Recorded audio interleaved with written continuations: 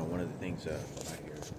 Just wait until 5, then head over to the shelter and wait in line for another 2 hours of waiting in line, standing up, and then get denied a bed. And so tomorrow I'm probably going to leave. So just going to choose probably a random city because got to find a shelter. Just wasting time and not getting any. Nothing's going to happen. Plus it's dangerous, but at least I'm trying. It's very hard to not think about the details and not just like trying to pick out the details, but even at a large overview of things, it's difficult to know that what my mother went through. Sometimes something will happen that's not even related that will make me remember like my mother used to call her neighbor. She would always say, like, he's a playboy. He's a playboy. Because my mother didn't have ever the chance to play, what do they call foreplay? You talk to a man, you talk to a female, and you try to pick their number up or try to make an attraction. And my mother was always isolated from men and from another relationships, not just being used as a baking oven to throw babies in and then just that's the profitable gain that you get. And it made me think that it was when she would say that it was around the time that she was watching she watched with me, we were in the car, and in person this little girl getting hit, her daughter. What kind of mindset, brutality, that does to a woman when you're having to watch your child hit and then she's envying a guy that is taking care of her daughter, sleeping with a lot of women, because there used to be a lot of women. I don't know if there were transgenders. I think they were. I don't know. There used to be like literally like 3 of them would come a week, and I would be with Ivan. We'd always see them walking, me and Jillian, and I'd always see them. And they were strictly there for sex, and it was just like he was a playboy. He was getting all these, partners he was sleeping with, and I think to myself that, my mother's watching this, and my mother was closed off from any sexual attraction, just like I was for so many years, for the last 10 years, 15 years now, for me. But it makes me think, that type of mindset, my mother, brutality of abuse that she was having to go through just to have a simple life and not being able to do this, And it's not because my mother was sick. Women have their structural built-in mechanisms of what attracts them and what they find on the anarchy of, like, alpha males, right?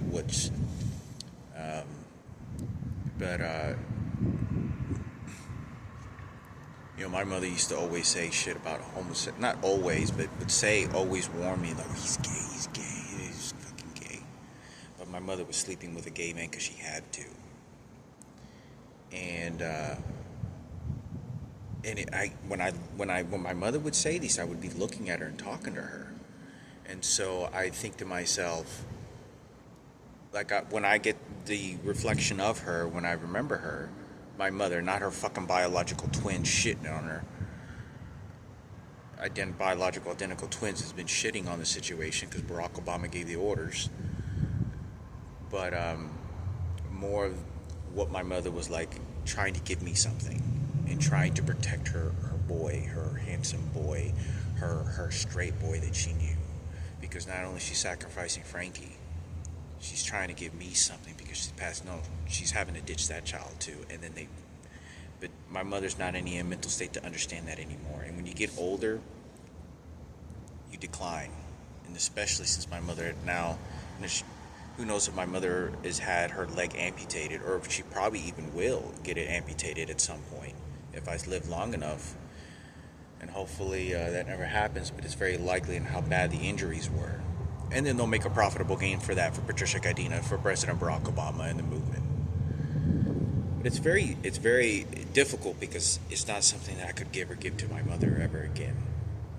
Like a failure. And it's to the perceptions and ideas of what they wanted. And they're all gay.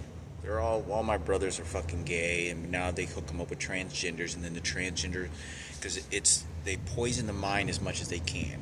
and then that's their statue. That's their statue. They stay there, and that's fine. They're born that way. That's fine. They're gay. I don't hate, just because somebody's gay, specifically wanting to fuck men. I don't hate that. Is more of the whole situation of prejudice that they're same as disgusting as, the correlating gangs that they fucking do. It's just not the same. But I think of that, I was like, I remember my mother saying that, and my mother, whoever she got raped by, and not just raped by, I don't know, just by whatever guy it was, because I talked about this on videos before, but I don't know if that guy actually slept with my mother, which I think was possibly, but, my mother counting money in front of me as a kid, and I was protecting her from prostitutes, saying, you shouldn't be doing that. Why are you prostituting yourself, Mom? Like, you're more than that. And you get Barack Obama again, and my mother, what my mother doesn't know, they're talking about, is how Sergeant Robert and Michelle attacked me at that boot camp when I was a kid. I was 15 fucking years old.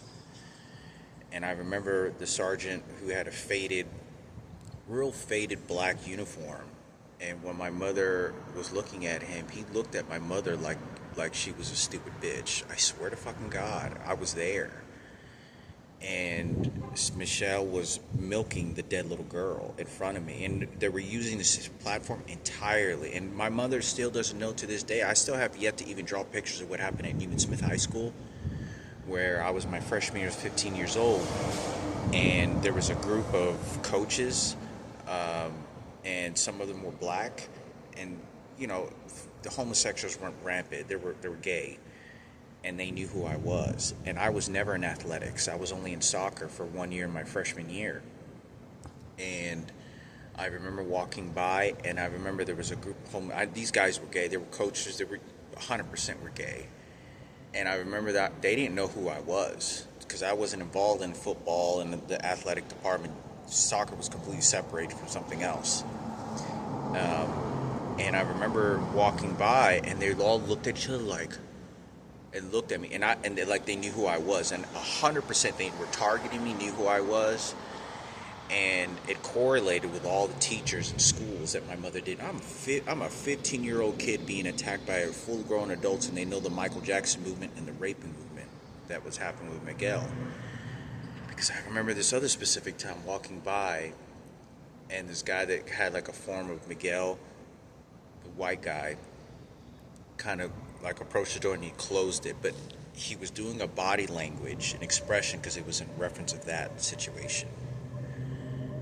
But it's something that my mother didn't know. Her little boys are being attacked in high school at 15 years old, and they're like, oh, we're protecting Marco. Yeah, I'm sure they're protecting Marco and Jillian, the fucking twins, but she doesn't have any say or anything what's happening to me. And that's what the drowning situation, it was so cornered by the whites and the blacks and everything and all the information that was going on there.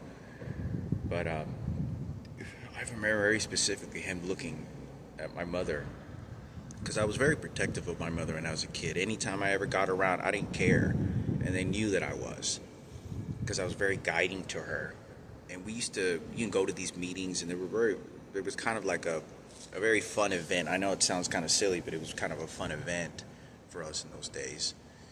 Walking in downtown, we go to run to the car and shit, and get something to eat, and then, my mom would go to the parent room, and I go and it was time for my mother and me to have, her son and mother moment. My mother, to have some parent time. And, I remember them looking at my mother, and I was always king of this, because they knew when my mother was stupid. Yeah, I got you, fuck. Because that's exactly what that Sergeant Robert did. Hey, stupid, I got you. And he was just like, I'm a black nigga, you know what I'm saying? It was disgusting. And I remember how my mother looked at that, because my mother always gave that expression to, she did that to Michael Rossiter. She did this to several people that did this, because it's a very different when you're around village poor women. With poor education and suffering that my mother went through, because that's all you have is your children, right? And there you go, gutting them out. And I remember that, and it makes me think of, because I looking directly at my mother when she is saying these things, but she's like sacrificing herself entirely. She knows that I know I'm going to the meetings, and she's talking about having to have sex with my dad, and all this. My dad's gay, what the demoralization of that is far beyond sleeping with a lot of men. You're sleeping with a gay and a fucking old, dirty, nasty fucking man. Physically, not attractive. Beautiful as a person, taking care, pay the bills, was a father figure. But when it comes between that two, it's a huge, nasty price to pay. And when you do that to her only boy, it's just because it's not racist. No, it was racism because you put it there at the very fucking beginning, and that's what they did because you got your stupid bitch when you wanted her. It's just, you can't talk about it now because it's just too late now, and it's forgiveness time through the Holy Bible, and that's how it works. You stupid, and that's how they have it. But it brings all these memories when I'm walking sometimes, so I just do my best not to think about it. But it's hard sometimes because it's triggering sometimes because it may not be even something that exactly happened. It may be just kind of makes me remember something else. I'm like, hey, wait, I remember my mother saying that, and she was envying this guy like he's a playboy, and that little girl's over there. I mean, just here, let me just get women, and collect a paycheck. Anyway, I thought I'd make a video just to kind of vent, talk before I head to the shelter and another shit night. I feel like I got poisoned. I feel like coughing out mucus and shit like crazy. I feel like my lungs and shit are infected. This is life for now, I guess, until it's the way it is at 40, almost 42. I can't think about it, it makes me so mad because they poisoned the situation so bad that nobody's listening. If you don't have anybody that listens and know how bad it really fucking was and how toxic these people were with the very mental preparation of intention, I am going to abstract, put pain and suffering and move the stew of dog shit in your fucking immediate family's life, and it's become keynote for the black niggas over at 9790B, or for whatever it is, or for the white moves for white power.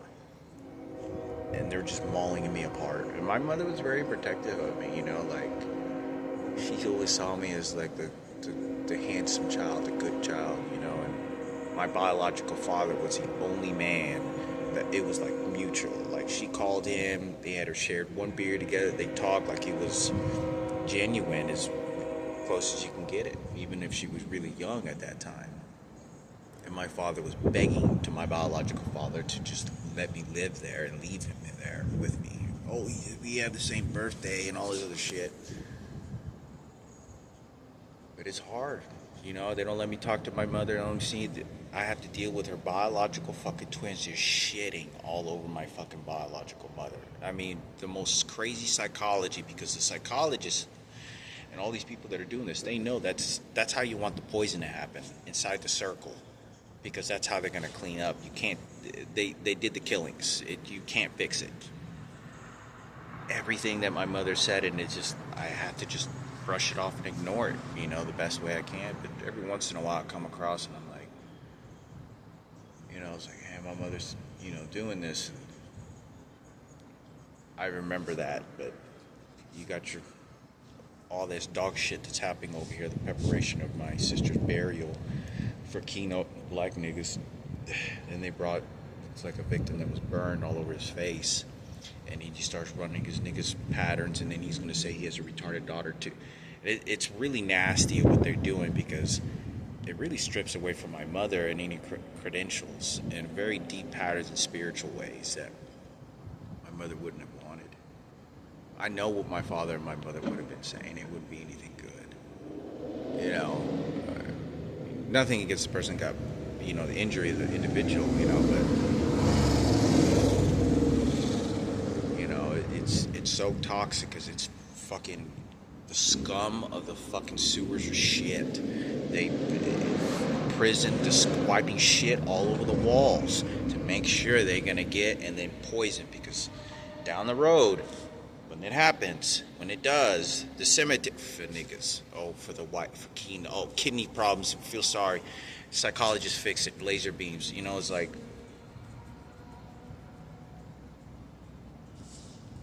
I can't do anything. You know, I wish they wouldn't have done this to my mother, but my mother wouldn't be happy with Barack Obama and Michelle Obama at all. That's a God-given promise. Wouldn't have liked them for dog shit. So they're using their identical twins because they look exactly like her. She doesn't even have a voice. It's all about for what they want.